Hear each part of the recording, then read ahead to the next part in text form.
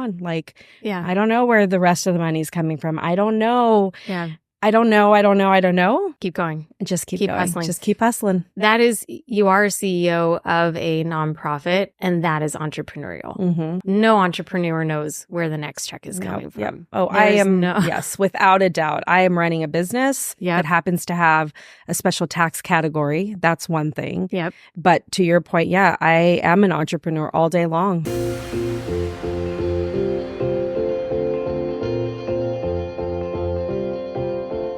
Welcome to another episode of Real Money, you guys. I'm so excited for this conversation today with my friend Christina.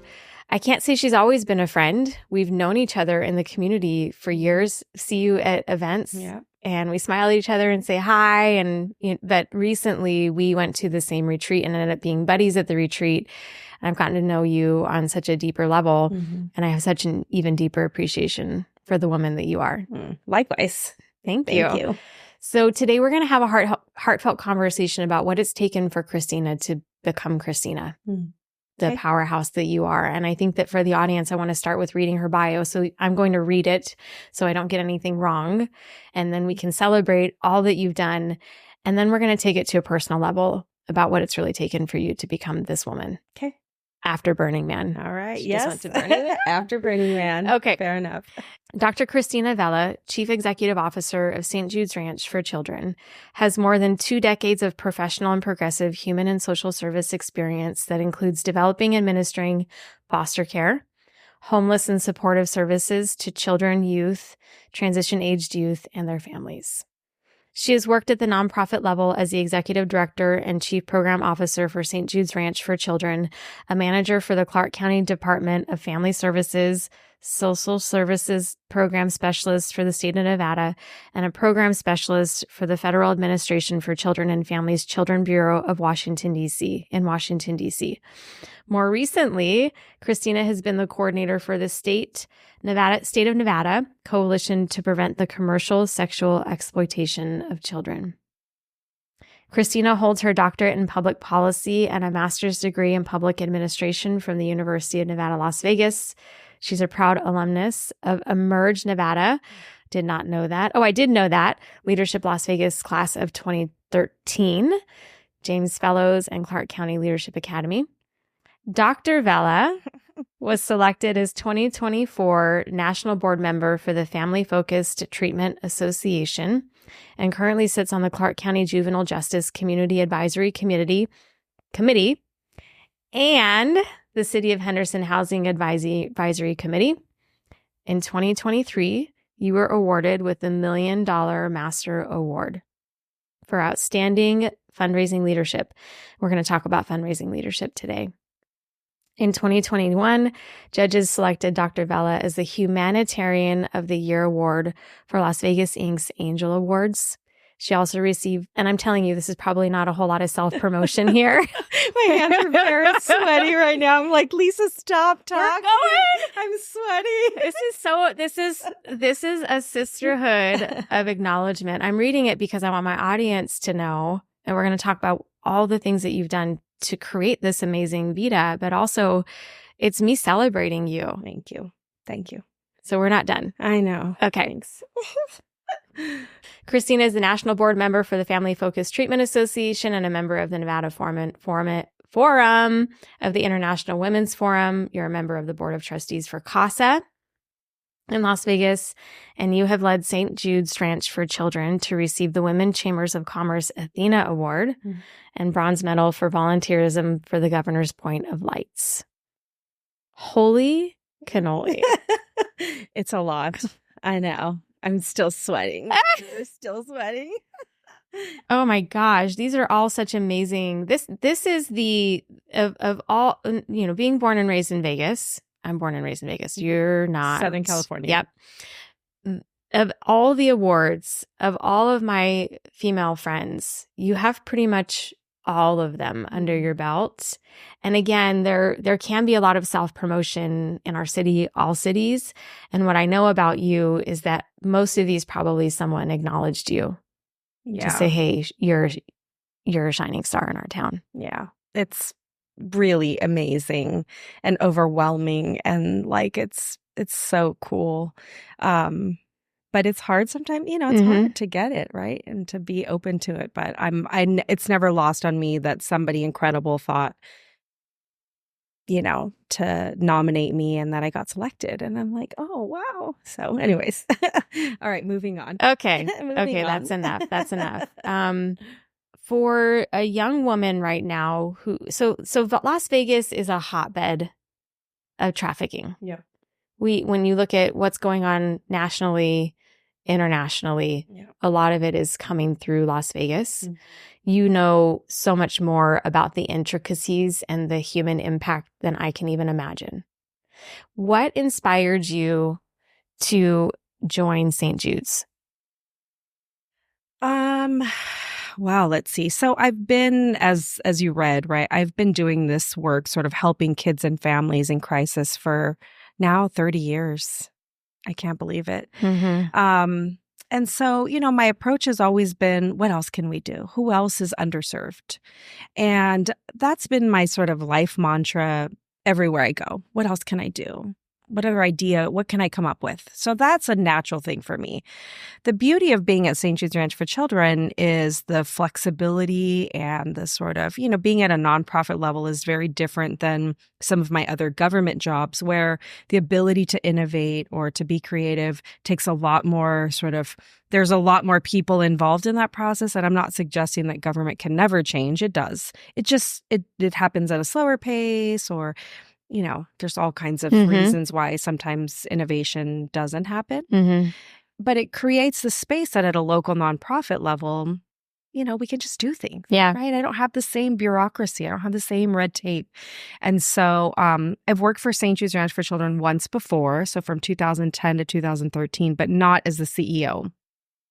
And when I had this unbelievable opportunity to come back as a CEO in 2017, it really opened up sort of Pandora's box of what's possible. And so as a person who loves to dream about what's possible and how else can we help, and having a board of directors and a staff that trust, like that we can vision out what's next, it just made sense for an organization that's been around for so long to do something. Like, I'm tired of talking about all the things we don't have. And so it really came from that word being audacious of like, we can do something. So that's how it started, really, is knowing there's a problem and that it's underserved in this community and that there really is no residential services for this population. And just knowing if we don't help them now, it'll cost our society later anyway. It'll cost more money. It will. In services and programs and lack of opportunity and lack of revenue, paying taxes, right? Like, it'll impact our community, if not now, later. So it just makes sense to invest in them now. Yeah. Yeah. And let's let the audience familiarize themselves with them. Yeah.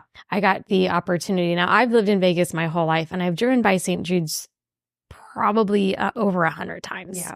And there's the gates. Yep. And I know that work is done there. And it really wasn't until I visited that I got it. Yeah. And I know that the campus is open to the public at various times. Yeah. For those of you specifically, for those of you who live in Vegas, work in Vegas, you've got to go. Yeah, come and see check us. it out. Yeah, come see us. Yeah. So a couple things about that campus is, we've been there now 58 years. So since 1966, we have these aerial photos that are black and white that show literally nothing else. Nothing except us. And over the years, those 40 acres have filled the space of how do we provide more services to kids and families in need. And so our mission has remained the same all 58 years, which is to help kids find pathways to hope and healing. That, kids that come from what we call hard places. And the hard places are things that are hard to talk about. So child abuse and neglect, adverse childhood experiences like parents that have unaddressed mental health issues or substance abuse issues, or children witnessing violence in their home or living in poverty and all the negative things that can come with that. So those hard places, if we don't disrupt the pattern of habits and behavior in children, because they're emulating what their parents have been doing. Yep. And we talk about this on the show a lot. And we know that in a financial realm, right? Like we're just all doing what our parents taught us to do for good or bad. And at some point we have to make a decision. do I want to repeat the cycle? Yep. And it's really the same for abuse and neglect. And so our goal is, how do we be a disruptor? How do we help kids understand there are pathways out of pain? There are pathways to hope, and there are pathways through healing that can help them then grow on to become adults in the world that, yes, are wage earning, tax paying, contributing members of society, because honestly, that's what they want to. Yeah, it is what they want. That's what they want. I It's believe what they that. deserve. That's what everyone wants. Yeah. That's what everyone wants. And I love that description of the pattern interrupt. Yeah. Because that's exactly what you do on campus. Yep. You remove them Yep. from their lives, from the abuse, from the pain, that perpetuation of pain, that cycle, which in and of itself, I'm sure, is a painful process. Yeah. Yeah. You get them onto campus, and you guys, you go onto campus and they're living there in actual homes. I did not know this, which is why I'm making such an emphasis out of it, because it's so freaking cool. Yeah. They're living in homes. They get the opportunity to have a childhood, ride bikes in a safe place. There's no cars that drive through their neighborhoods. Yeah. And they can just be kids. Yep. Yep. There's Just parents play. foster parents that live with them. Yeah. They can just play. Yeah. It's really, really amazing. Yeah, I mean, it's such a special village, right?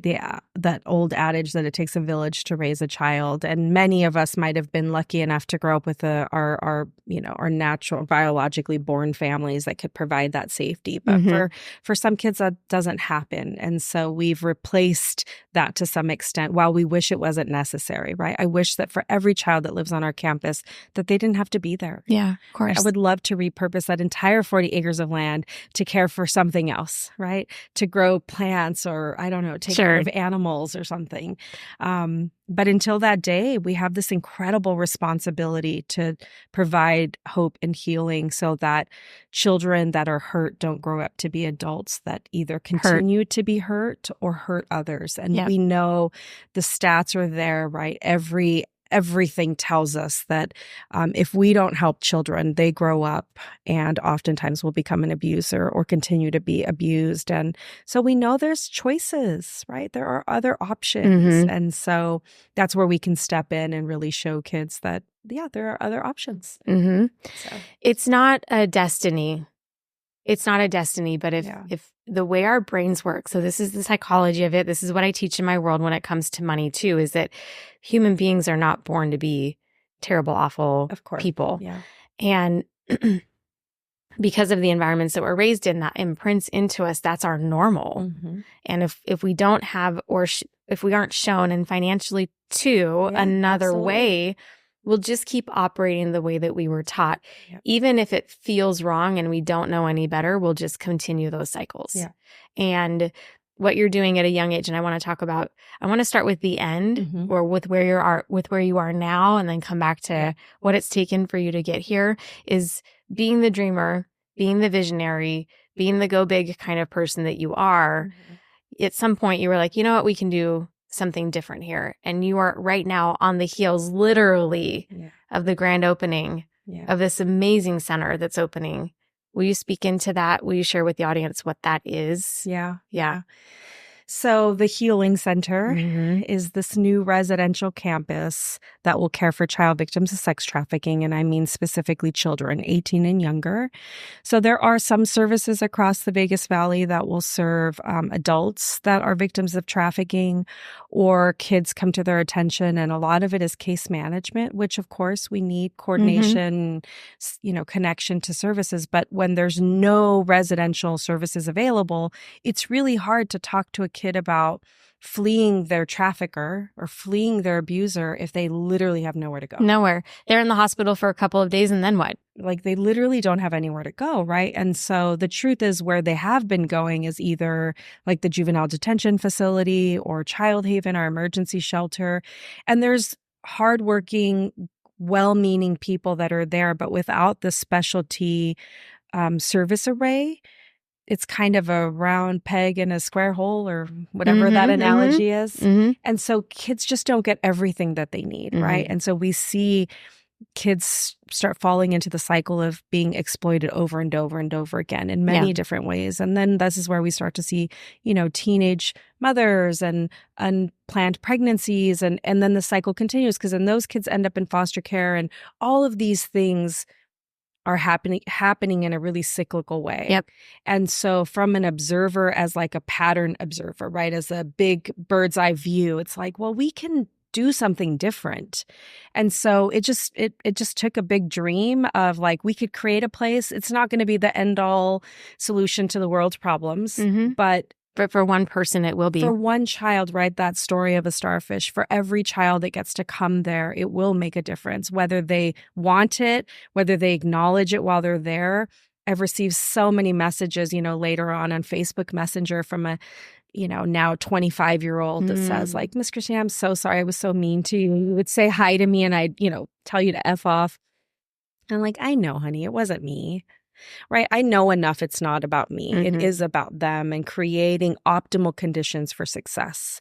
And so the Healing Center is this beautiful, it is unbelievable. Okay, so go right now and check it out. Where should they go? stjudesranch.org, and up in the right-hand corner, there's a Healing Center tab, and there are renderings and actual now live pictures, and the grand opening is, October 30th of 2024. Just literally in weeks. It has an on-site school, and in partnership with Clark County School District, which nobody thought was ever possible. Like, all of these things are so out of the norm.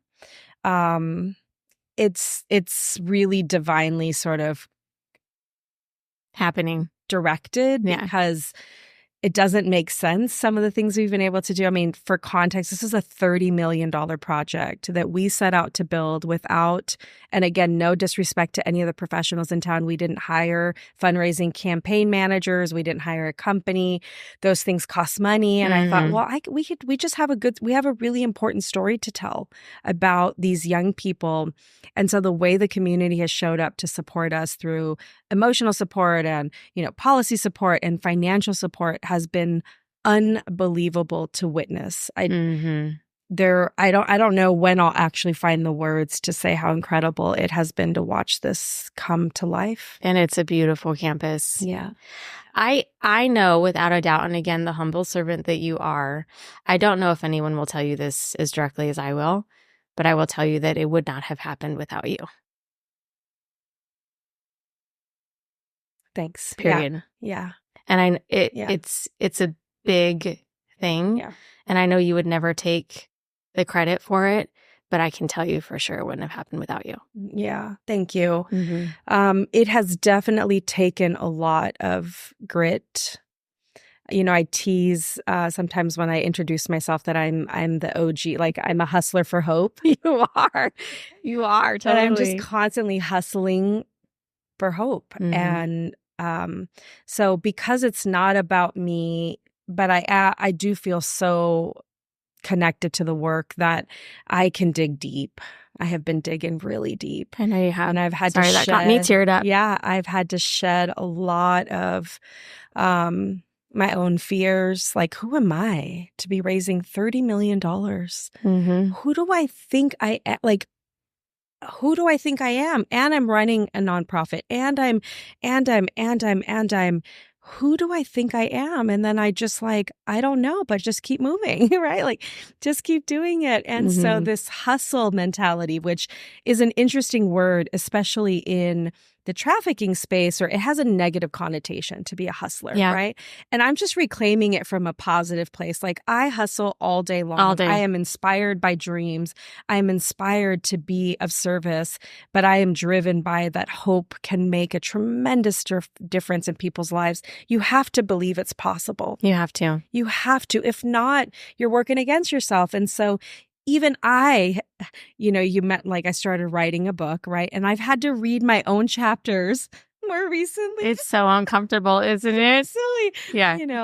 On positive mindset and setting goals. And sometimes I'm like, the nice and the not so nice in my head, right? Those little angels that sit on my shoulder. One's like, you got it. And the other's like, who do you think you are? Literally, who do you think you are? Mm-hmm. And yet I've just surrendered. I've really released expectations about the outcome. Mm-hmm. I love that other people have made this their dream, and there are so many people's fingerprints on this project. Yeah. On top of course, St. Jude's Ranch for Children as a whole, but this particular project, when I hear other people, the principal of the high school and the teachers and the architects and the construction company walking around with a badge that says the Healing Center with a heart, they've all made it their own. And so it's so beautiful to stand back and watch people make it their own. So man, I've been finding incredible joy in that space. And yet still every day I have to tell myself, keep on. Like, I don't know where the rest of the money is coming from. I don't know. I don't know.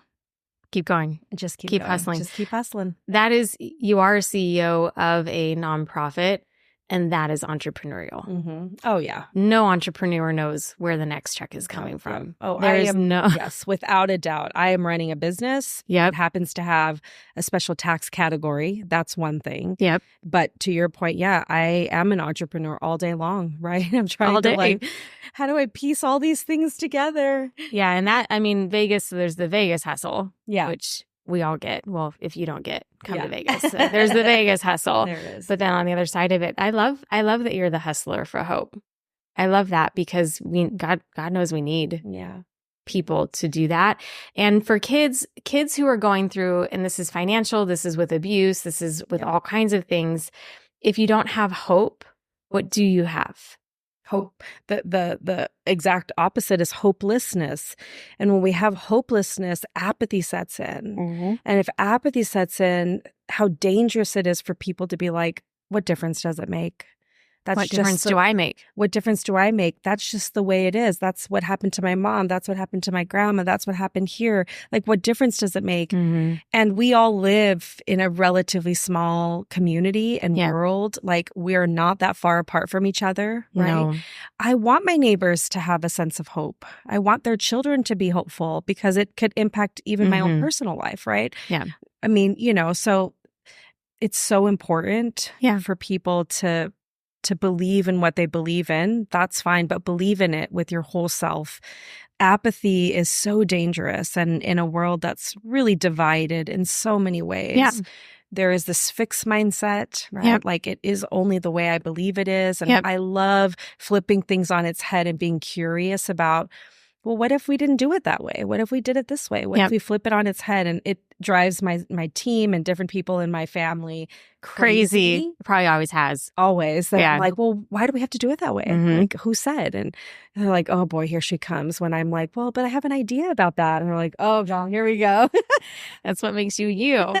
So let's talk about that formula, because I shared with you before the show is that and Rhiannon was on the show last time, and she was like, well, I said, if there's one person that needs to hear Rhiannon's story, she goes, or 1 million. Yeah. I go, okay. Okay. Yeah, that would be awesome. Yeah. Yes. And there is someone, I have no doubt there is someone listening to this conversation right here, right now, watching it on YouTube, being a part of it, and they need to hear from you because they have a dream or they're going through something, and there's something about your story and who you are that's going to inspire them to keep going. Yeah.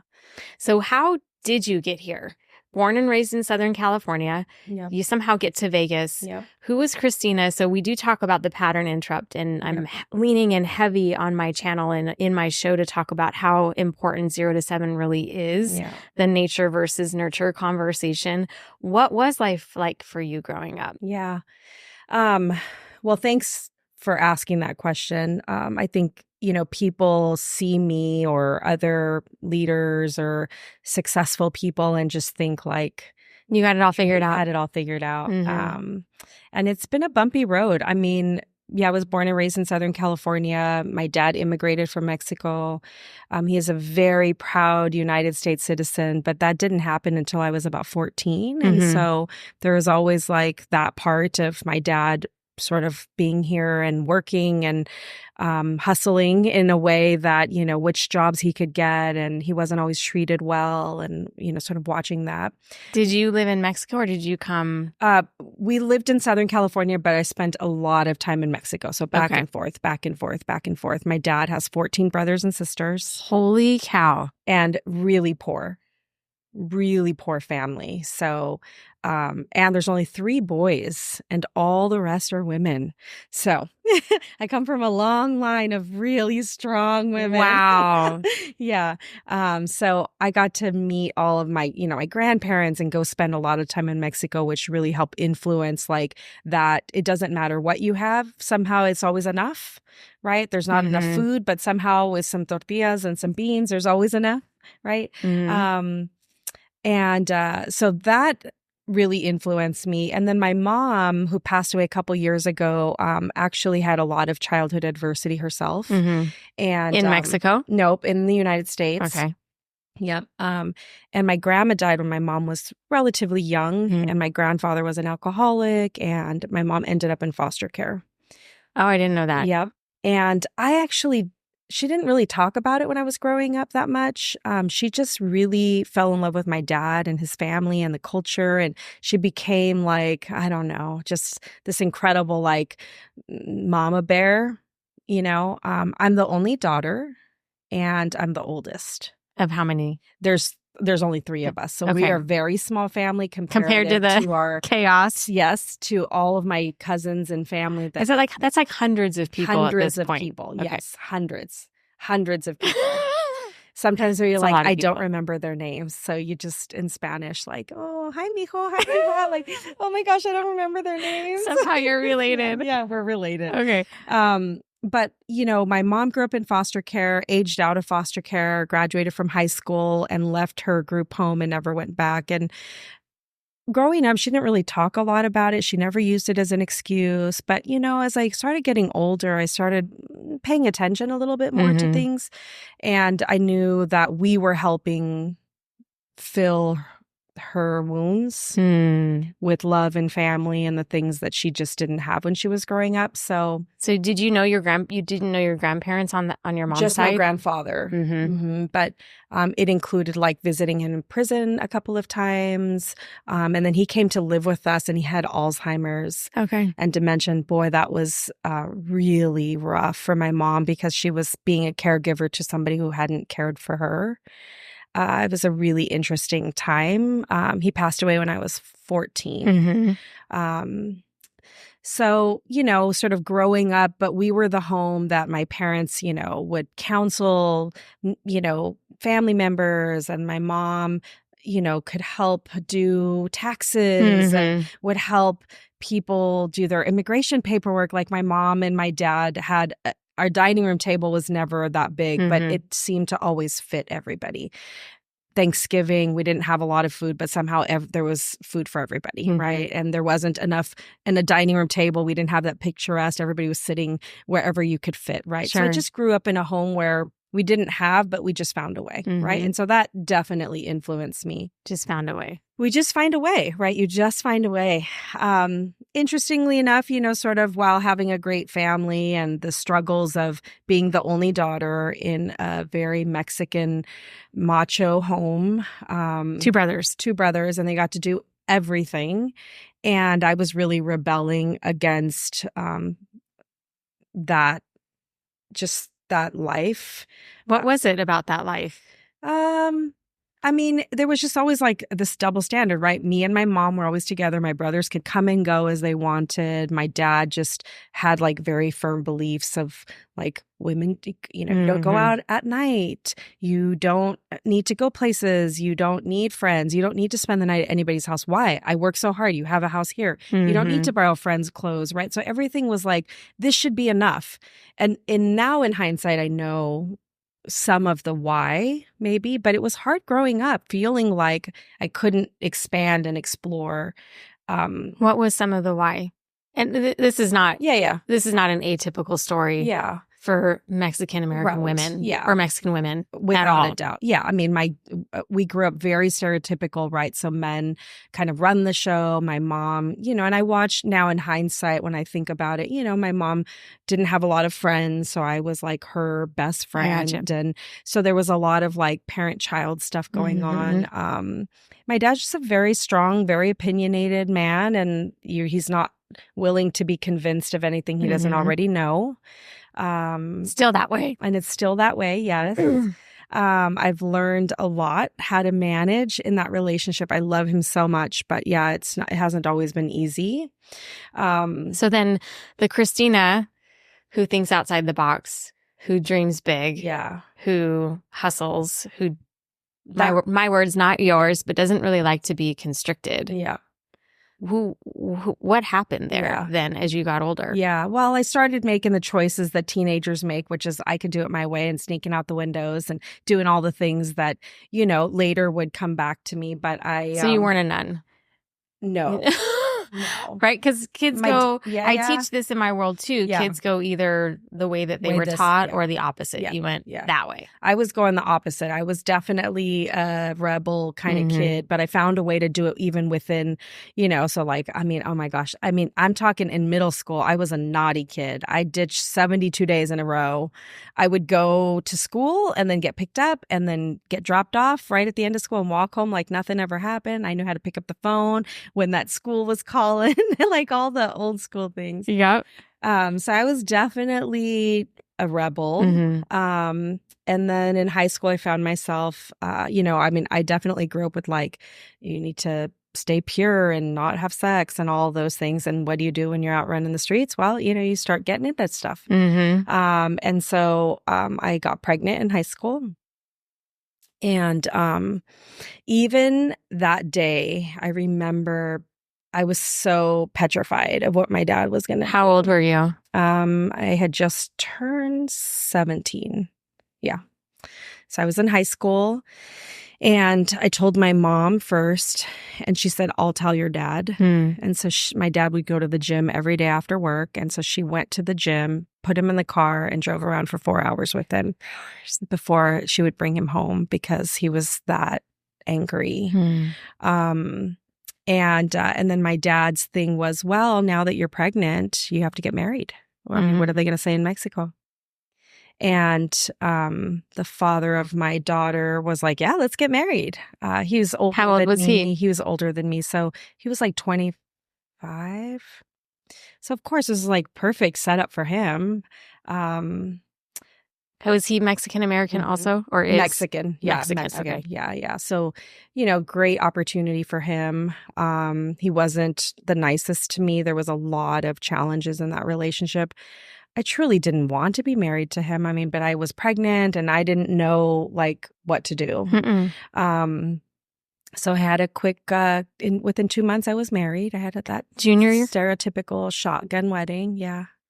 No, that was into my, in my senior year, I got married. Yeah. And that was interesting. Being married in high school, did you finish high school? Yeah, I did finish high school. But, it was a really tough time. I mean, I look back at that. I'm so grateful that Christina, the younger me, had still the ability to not give up because there was a lot working against me. Yeah. And one would say, well, I made bad choices or whatever. But like once I became a mom, my beautiful daughter, who's now 33, I just was like, I had that like moment of like, holy shit, I'm not doing this. I'm not living this life. I'm not living this life. So that's a choice point. Yep. That's a choice. I'm not doing this. I have a choice to be a mom in a marriage that's not that great for me. Oh, yeah. It was not great. To follow the path. Yeah. And that would have led to what? So, choose your own adventure. Yeah. What would life be like today had you continued on that path? Without a doubt. I know it wasn't uncommon. Let me say it this way. It wasn't uncommon for girls to be pregnant in my high school. So I didn't stick out like a sore thumb. I look like a lot of I was in, an inner city kind of poverty stricken high school with a lot of Mexican families, and it wasn't uncommon for us to be pregnant. So I was like, oh, there's another one, right? Like, so that didn't stress anybody out. I don't think our high school ever prepared us for college or ever thought any of us, like, there was no conversations about college or financial freedom. You're going to play out the scripts. You're just going to play it out and you're going to have a bunch of kids and whatever. Yep. And I just knew I needed something different. And so, yes, absolutely a choice, even though I didn't even know what I was choosing other than I'm not doing this. I don't know what else there is, but I'm not doing this. And so it took about 5 years to get divorced from him because he was not going to let that go. What year was that? Do you remember? We got divorced in 98. 98, okay. So, and Brianna was born, well, no, sorry. We got divorced in 95. Brianna was born in 91. Okay. So, yeah, it took quite some time. So we're in 2024. Yeah. And the world for women and pregnant women and young moms and single moms, much to the tribute of the work that you do and the world of the nonprofits and all the things, we've come a long way since then. Yeah. But life was not very kind to single moms. Oh, gosh. Back then. No. It still really isn't. There's 11 million single moms today. Yeah. So that I just want to point that out it's very hard. Very different. And there's a choice every day, right? To not like so I graduated from high school. I had Brianna. I decided that I needed to go to college. Now, nobody in my family had ever gone to college. Nobody. Not one. Not one. Nobody. And I had never taken an SAT. I didn't know anything about college. Yeah. But I went to this open enrollment at Cal State Northridge, and they had an equal opportunity table. And somebody said, go there. And they're like, tell us about yourself. And I checked every box. Like, Spanish was my first language. My father was an immigrant. I was a victim of domestic violence. I was a teen mother. I don't know, check. And they let me in. Wow. And I'm super grateful for that. And that opportunity that it might have been because they needed the stat of like a girl like me. But a girl like me was able to really harness the power of what came with that education. I couldn't have gone in the front door at a university because I wasn't ready, qualified. I didn't have culture shock. I didn't know what I was doing. And they were like, where's your SAT? I'm like, I don't know. I don't have that. And then all the financial aid started coming in and all this, like, I didn't know what to do with any of it, to be quite candid. But I worked full time. I went to school full time and I was a full-time mom. Life was messy and busy, and thankfully. Were you living on your own? Yes, sort of. My dad built this I lived on my parents' land, but I had my own little house, but I didn't have to like pay rent or things like that, thankfully. So they helped me, but both my parents worked, so my mom couldn't babysit, so I had to figure out like daycare and all of these things. And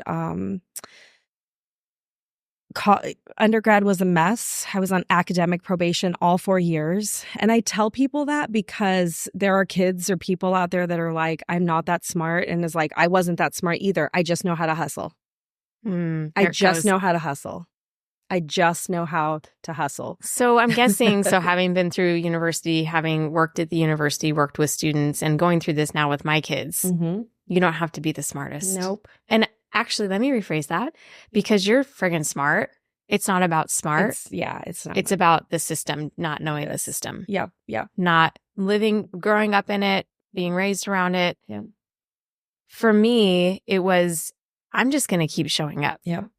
What was it for you? I'll say during my undergrad, actually, I thought on the day that I graduated with my undergrad degree, my dad had tears in his eyes. I'll tell you this little story real quick. My dad had tears in his eyes and he said, congratulations. I'm so proud of you. All in Spanish, of course. I'm so proud of you. I'm so sorry I ever doubted you. And I said, actually, I'm going to thank you, because when I didn't want to, when I was exhausted from working all day or going to school all day, or on a Friday night when I had friends that were going to a party and I couldn't go because I had to go home and spend time with my daughter, I already felt like an absent parent, right? Because I'm going to school full time and I'm working full time. Like, I felt bad. At 2 a.m. when I was exhausted trying to do homework that I didn't even know what I was doing. I thought of you and I thought of my daughter's father and thought I'm proving to them what they couldn't see in me. I said, but here's where the thank you comes, because what I realized is that I did it for me. I learned what I'm capable of doing. So watch out, world. So like, thanks, but this is all me. I thought I was doing it for you, but I've never looked back at the moment of like, I mean, yes, I still think sometimes like, oh, what am I doing? Who am I? What am I doing? But all day long. But I know how to do hard things. And so that lesson helped me, from launch a career that has been so rooted in helping others and getting my master's in public administration at UNLV and getting my doctorate in public policy. I'm not that smart to like get all these things. I just know how to work. And so that's the story, right? I just know how to hustle. I know how to do the work. I know how, to your point, I know how to show up. I'm still trying to shed a bunch of really unhealthy learned habits. What are those? What are those? I mean, still the negative talk, right? Like, who are you? Why, who do you think you are, right? That kind of stuff happens.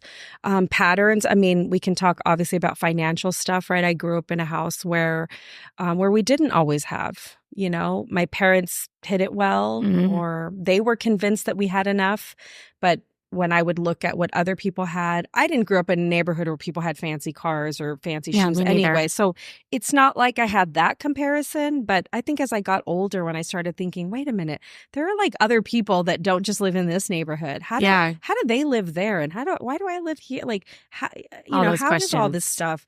So I've still had to really like figure out how to not operate from a place of scarcity and how to really create it on purpose, right? So how to have a financial, intentional. Right, to be intentional. I haven't mastered that part, but I have learned so much in my CEO role that I have been mastering, say, the financial plan and the strategy for an organization that I care so passionately about.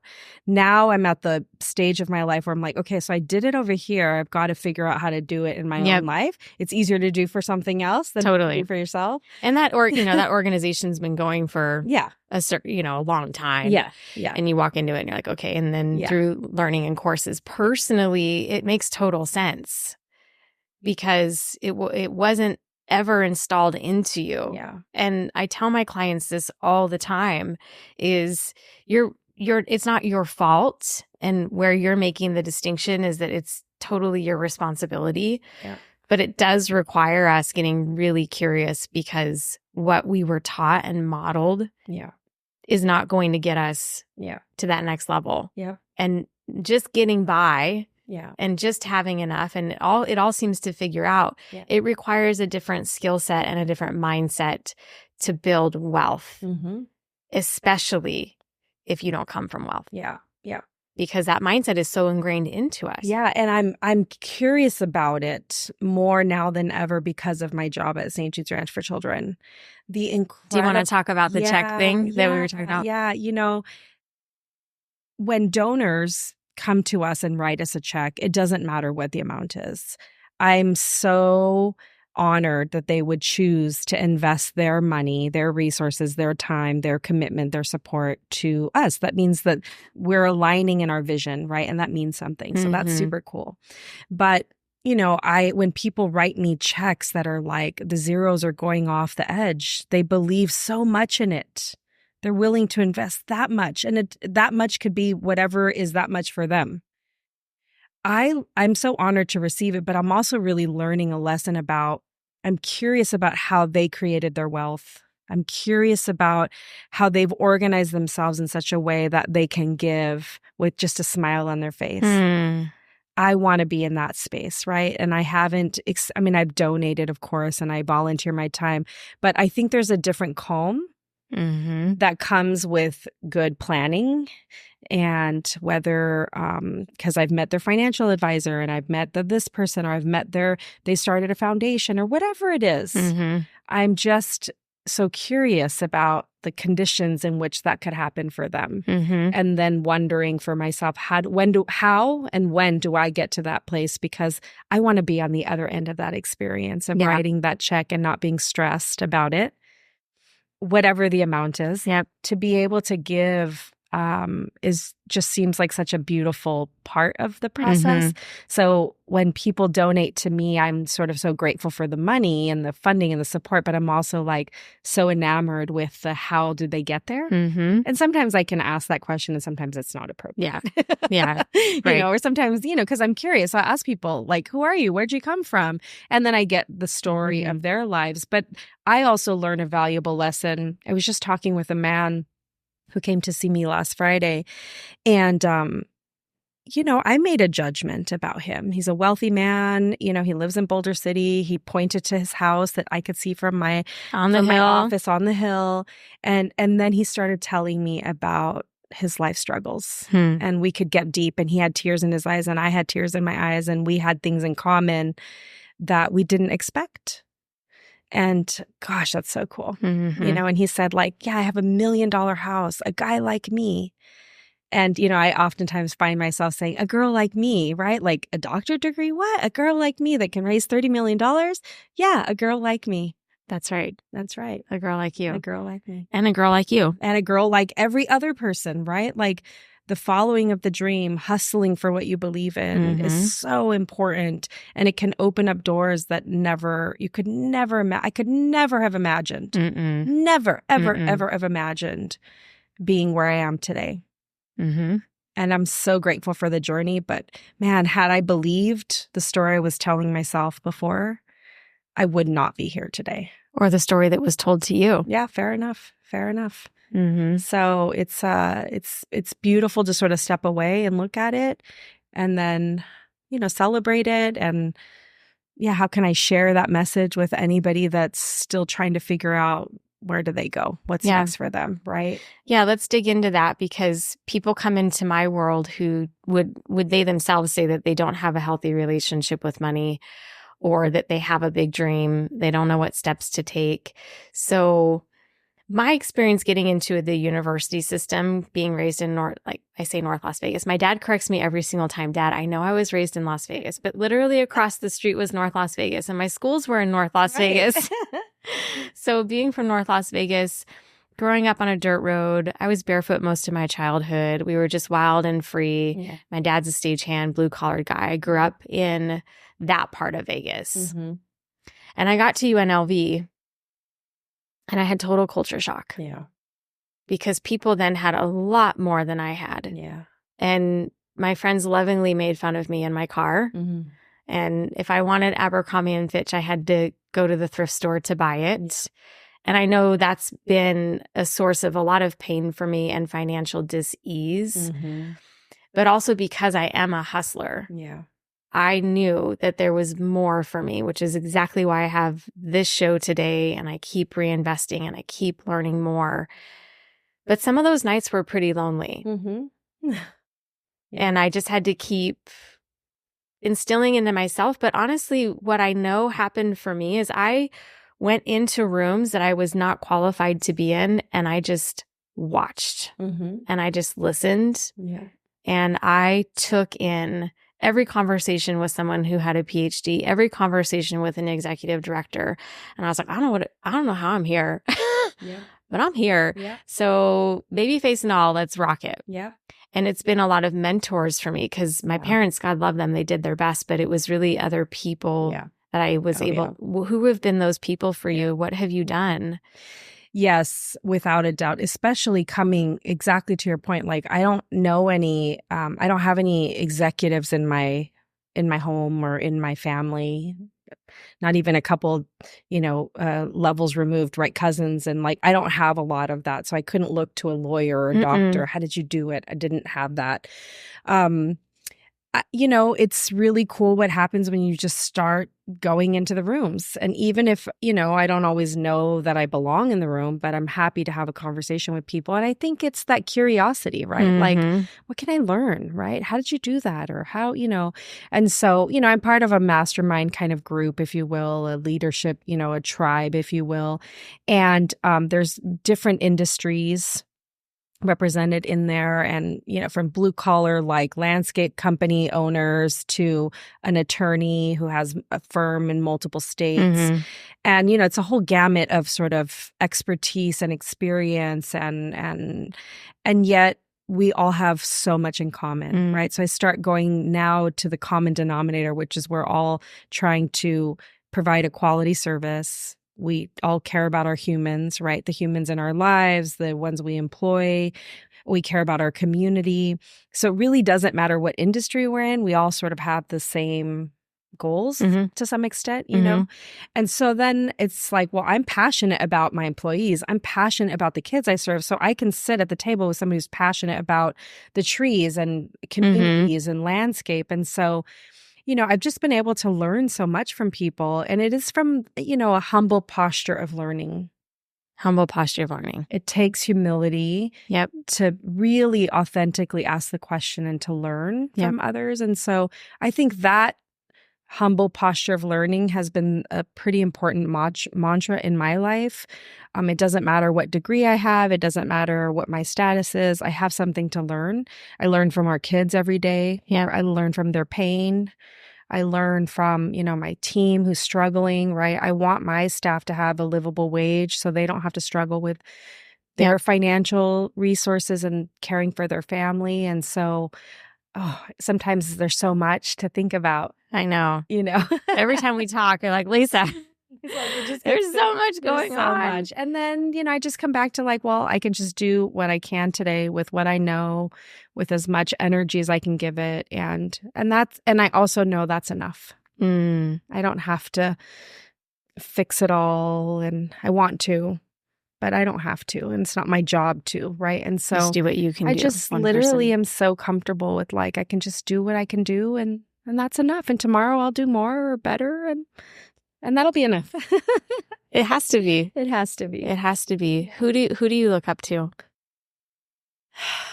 Who are the people that on those hard days you like? I'm going to be really vulnerable and honest. Please. I have a hard time asking for help. So that is part of my Achilles heel, if you will. I admire so many people, and I try to tell them that. But you asked, who do you admire? And then you say, who do you call? That's where I'm working on. I don't call a lot of people. So I would say that you're absolutely positively so not alone in that. Yeah. What is that about for you? Because again, there's someone listening who needs to make a call. I don't know yet. I'm working on it. You know, I'm working on it. I'm holding myself accountable, because then I go to these meetings and I can't wait to help other people. And then I don't bring my burdens on the table sometimes. I don't know. I'm not sure yet, but I know enough to know. I don't know why I totally do that. I'm sure I can unpack it all in my childhood and my family and my... Maybe on the next show. There's all kinds of stuff, yes. But ultimately, I know that I need to let people help me, which means I need to be more honest about when I'm really struggling with things. Yeah. I can positive affirmation my way kind of out of a lot of things, and yet I don't ask for a lot of help. So, and maybe there's times when I'm better at it and then not so good at it. But right now I'm not in a good time of asking for help. Like asking to help me build a healing center, I'm all about it. Sure, because it's not about you. I'm talking to everybody. Yeah. But when it comes to like, what do I need help with? Sometimes that's where it gets messy, right? And so that's the truth of balancing a life and family and, you know, relationships and work. And sometimes it's like, there's no time for me. So I got to work on that. Well, I'm here for you. Yeah. Thank you. I know. Yeah. I think it's an awkward realization for us. And it sounds like, just putting the pieces of the story together, even today on the show, is that you figured out a lot on your own and you've relied on that. Yeah. That's a good point. And it's worked. It has. So see why? I know. Why? I know. There's a lesson to be learned there. Well, as your friend, it's to get to the next level. Yeah. You can't know if you've never done it. I'm in this conversation. Yeah. Everywhere. It's like, okay, so now Rhiannon and I had this conversation on the show a couple weeks ago. To get to the next level, we get to be and figure out who we need to be, and the sisterhood and other women and vulnerability and safety and relationship is going to be a big piece of that. Yeah. Yep.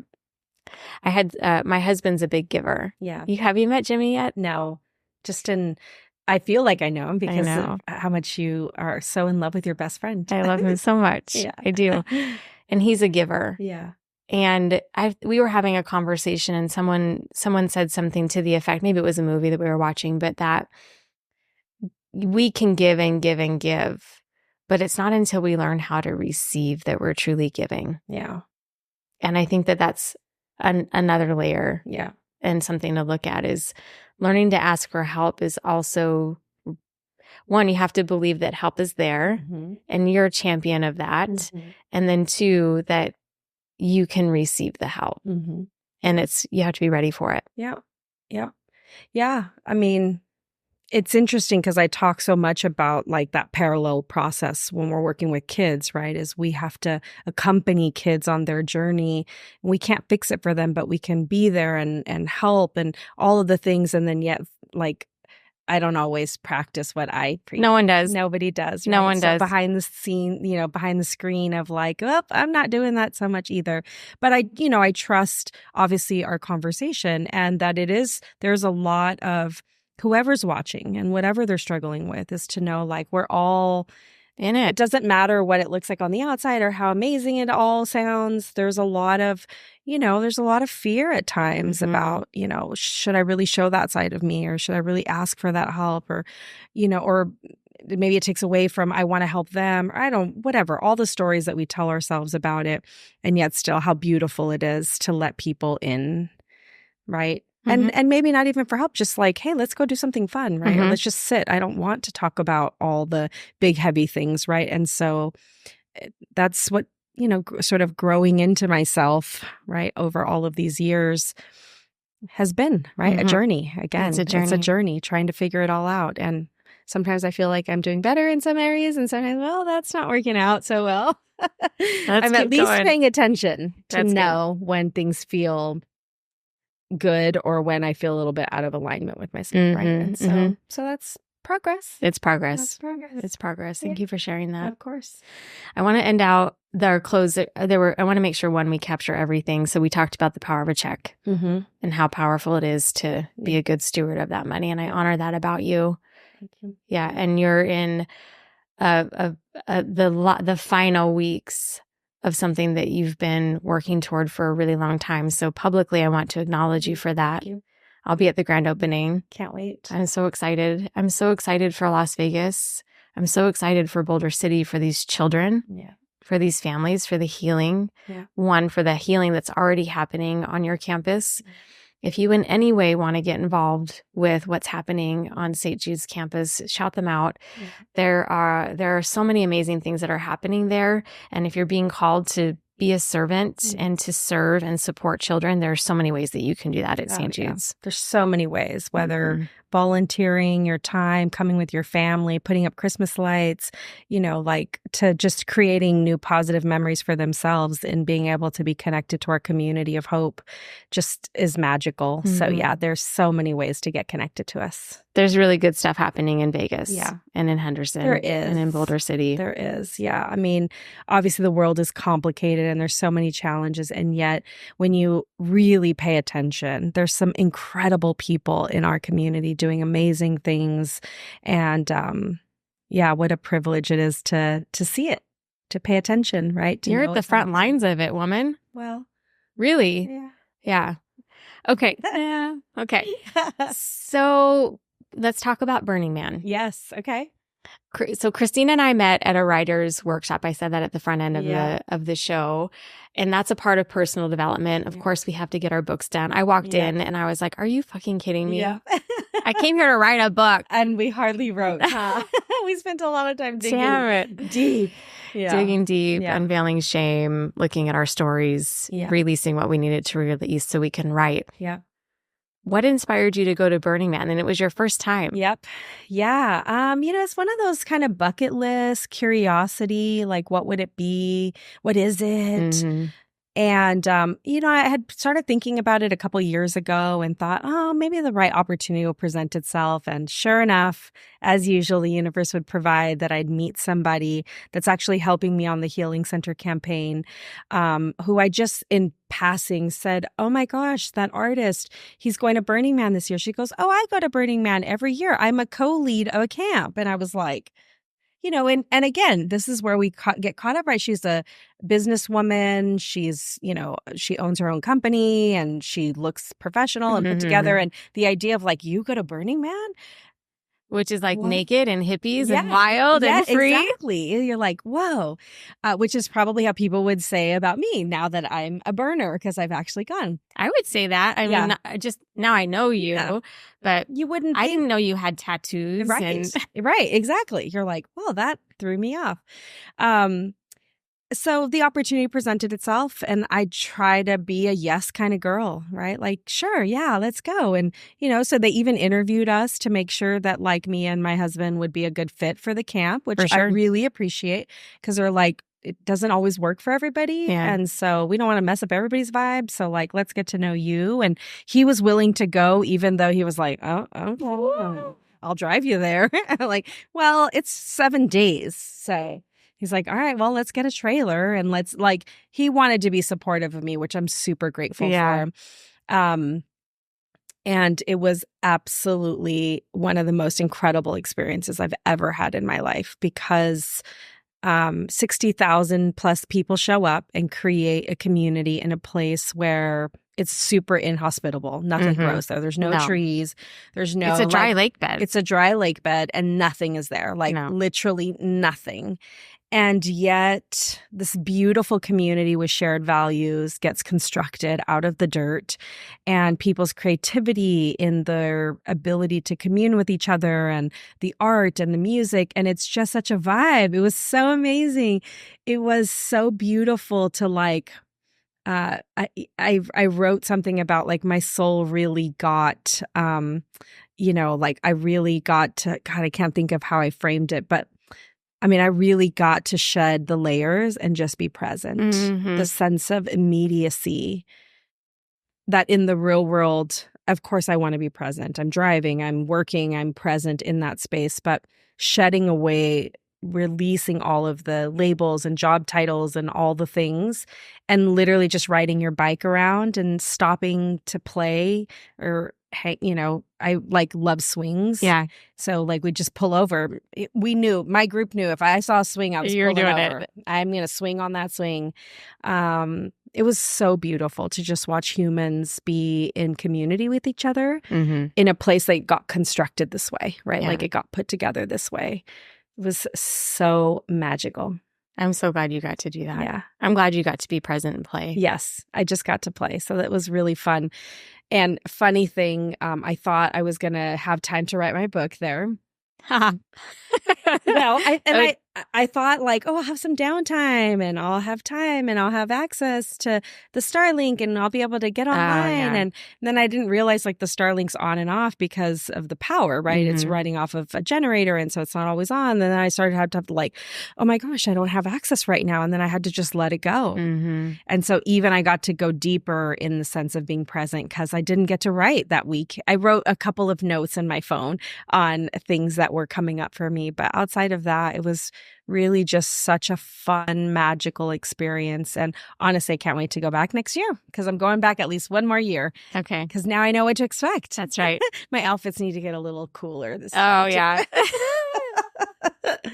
It was so awesome. That's so great. I'm so glad you got to do that. Yeah. There's always another layer. Yeah. Yeah. And I wore with pride the hat that you so generously and beautifully gave me, which said, it is actually my first rodeo. It is. And I wore it a lot of places and people are like, oh, I get it. Right. So I said, and I can't wait to come back next year. And I'll, my daughter was talking about coming or whatever. I'm like, I'm going to give it to somebody else to wear as their first rodeo. That's so this so great. Might become my tradition. I love it. Of sharing it. But anyways, it was so fun. I love it. Yeah. Actually, this is all of our first rodeo in life. Well, that we remember. True, that we remember. So we're all just doing the best that we can do. We're just doing the best. So, but thanks for being excited for me about Burning Man. That was super fun. That, people, like, I wasn't really telling anybody because I thought they'd think, why? Yeah. Or you, like, all the whatever judgment that might come with it. But Thank you for being so excited about it. It was super fun to share it with people who were like, oh my gosh, how's it going? I am all for transformational experiences. You and I think, are hearing you talk, I believe now more than ever, we're very similarly wired. Mm-hmm. And so I love throwing myself into unexpected situations and figuring it out. And so I don't know, Jimmy, if you're watching this, someday we'll go. Yep. Because I would love to just go for the experience of it and be present. Be present. What a lesson for all of us is, what can we do to be more present? Yeah. To full circle this whole conversation, that's exactly what you're doing for children who need it now more than ever, for a sanctuary, for a safe place.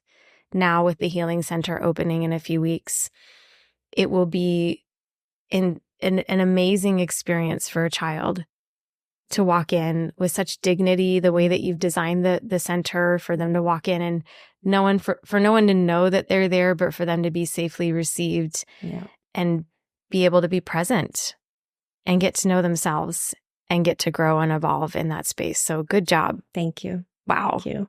Wow. Yeah. I know her. She's my friend. It's so cool. So cool. What's on your heart to share with the woman who needs to hear from you today? Yeah. Just do it. Dream big and just take the step, right? One step at a time. We've all been in the place of not knowing, is this the right thing? Is this the right relationship? Is this the right, like, am I my best self? Like, all of it, right? Am I doing it right? And nobody really knows. And that's the point, right? Nobody really knows. So just do it. Be audacious. I love big goals, whatever it is, right? Whether you're going to be the first of this or a job or education, whatever it is, just do it, right? Like, you have to believe that it's possible, and then to some extent get out of your own way, right? Like, I've had to get out of my own way a lot of times when that nasty voice in my head is telling me that doesn't make sense or you shouldn't be doing that. I could have easily, right, like, stopped somewhere along the way. Yeah. But it's enough to just be curious about, well, could I do it? Maybe, sure, why not? Let's check it out, right? Like, being audacious about it. So whatever it is, to anybody listening that's listening or watching, and thanks for making it this far and listening to us. Yeah. Such a great conversation. Just keep doing it, right? Be in your best self. And today is different than tomorrow. So just do the best you can today, right? Every day, that just do a little bit more. That's it. That's it. That's it. That's it. You walked in here before the show. You were like, oh my gosh, there's so much going on. Yeah. And here you are. Yeah. Showing up. You're going to go after the show and keep showing up. Get back at it. Keep going. Keep going. I mean, that's literally all we have. And from a spiritual place, I mean, if you believe, I do, that tomorrow is not promised. It's not. It is not promised. And you don't have to look far to know of people whose lives have been suddenly ended. We didn't see it coming. No. How did that happen? And yet they're gone. Yep. Right? And so do it today. Like, literally do it today, because tomorrow is not promised. And if you get tomorrow, awesome. But do it again. Yeah, and do it again tomorrow. But today is like what we know for sure. That's it. It's the only thing we know is right now. This is literally the only thing we know. So just do it. Just do it. So there you go. Just do it. There you go. There you go. Thank you so much. Of course. Thank you for such a great conversation. And thanks for creating space for women to share their truth, and you on your own journey doing the same thing. So it's really awesome. So thank you. Thank you. Yeah. Okay. Thank you so much, everyone, for watching the show, listening to the show. My invitation for you is to, of course, like and subscribe to the channel. If you like the content, I'd love to know what you like about it so that I can keep creating more content. If you love Christina, please shout out and tell her how much you love her, and I will be sure to share that out to her. And I'm going to echo my friend today. Just do it. Make it happen. You are capable, and we believe in you. We believe in you. Believe in you, for sure. Tune in next time for The Next Real Money, and we'll catch you then.